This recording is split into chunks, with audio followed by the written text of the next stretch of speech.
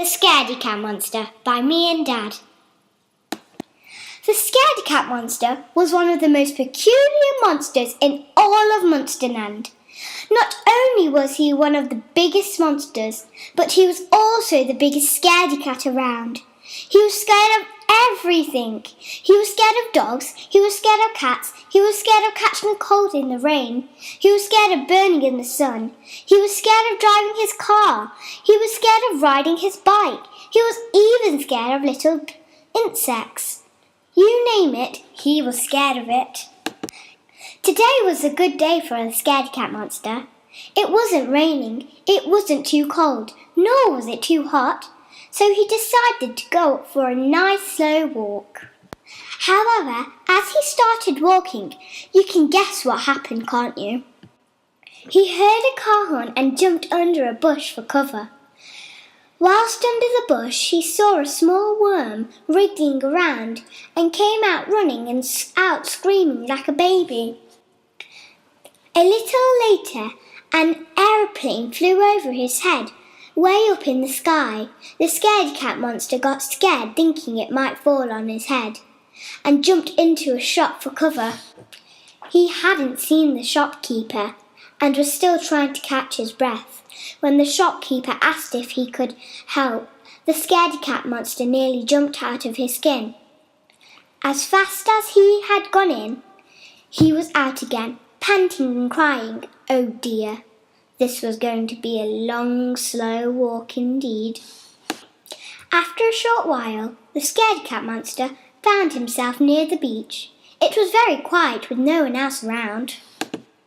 Being scared of the water, he made sure that he stayed well back and walked along the road. Even though he was far away from it, he could hear the sound of water against the rocks, and it made him very nervous. Just then he heard a voice coming from near the water. "Help!" Even though it came from far away, obviously it made him jump. He hid behind a hut on the beach. When he finally plucked up the courage to come out, he heard the voice call again, "Please help!" This time he decided to take a look. It sounded as if it was coming from a girl. Slowly, he started walking towards it. Soon he saw where it was coming from. A little girl was stuck on the rocks, and because the tide had come in, she was trapped and couldn't come down.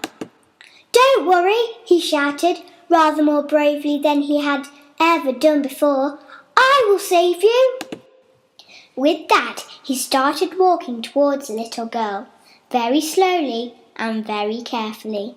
He took one step after another, trying not to look down, and even though he was very scared, he never stopped. When he finally got to the little girl, he let out a big sigh of relief and began asking her name and what had happened. "Hi, my name is Shantia," she said as she was explaining how she ended up getting stuck on the rock. "Well, don't worry, Shantia," the Scaredy Cat Monster explained. "I will make sure you will get back safely." With that, he picked Shantia up and began walking back the way he came, but this time even more slowly than before. After what seemed like forever, they finally made it back down to the beach safely. When they did, they both cheered for joy. "Oh, thank you," shouted Shantia. "You're so brave." The Scaredy Cat Monster had never been called brave before, and he felt so proud. He smiled, a big wide smile. He took Shantia back home, and when he explained what had happened to her mum, he was invited in for some cakes and sweets as a way of saying thank you. And we all know how much monsters love cakes and sweets. And now the Scaredy Cat Monster is not scared anymore.